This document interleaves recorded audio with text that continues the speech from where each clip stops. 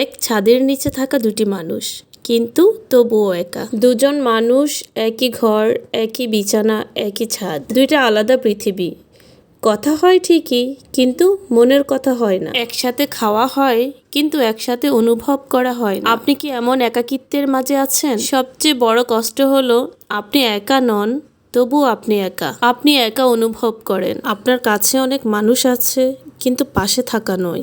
স্পর্শ আছে, কিন্তু উষ্ণতা নেই। ধীরে ধীরে দুজনের মাঝখানে এক অদৃশ্য দেওয়াল তৈরি হয়। কোনো দোষারোপ নেই, কারোর সাথে কোনো বড় ধরনের ঝগড়াও নেই, শুধু দূরত্ব। নীরব, ক্লান্ত, ঠান্ডা দূরত্ব। একসময় আপনি অভিযোগ করে কথা বলা বন্ধ করে দিন, কারণ আপনার মনে হয় সে বুঝবে না। আপনি সবার সাথে হাসি খুশি থাকেন, আপনি দায়িত্বও পালন করেন। এই একাকিত্ব শব্দ করে না, ধীরে ধীরে মনকে ফাঁকা করে দেয়। কিন্তু একটা প্রশ্ন কি জানেন, এই দেওয়ালটা কে তুলেছে? কখনো সময়ের অভাব, কখনো অবহেলা, কখনো বা আবার না বলা কষ্ট।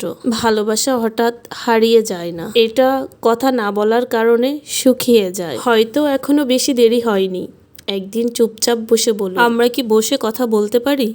অভিযোগ নয়, কোনো দোষ নয়, শুধু অনুভূতির কথা। কারণ অনেক সম্পর্ক আছে ভাঙে না, শুধুমাত্র কথা না বলার কারণে দূরে সরে যায়। আর যদি সত্যিই আপনি দেখেন যে আপনি চেষ্টা করেছেন, তারপরেও আপনি একা, তাহলে আপনি মনে রাখবেন, নিজের মানসিক শান্তির থেকে আর বড় কিছুই নেই। এক ছাদের নিচে থেকেও যদি আত্মা একা হয়ে যায়, তাহলে নিজের ভেতরে আলো জ্বালানোটা খুব জরুরি। আপনি কি এমন একাকিত্বে আছেন, নাকি সাহস করে কথা বলতে আপনি প্রস্তুত? আপনি নিজেকে প্রশ্ন করুন, আমি কি সম্পর্ক বাঁচাচ্ছি, নাকি শুধু একা না থাকার অভিনয় করছি? যদি এই কথাগুলো আপনার মনের সাথে মিলে যায়, তাহলে চুপচাপ নিজের জন্য একটা সিদ্ধান্ত নিন। কারণ আপনি শুধুমাত্র এক ছাদের নিচের মানুষ না, আপনি একজন অনুভব করা মানুষ। আপনার অন্তরের কথা শুনুন, নিজের একাকিত্ব দূর করুন।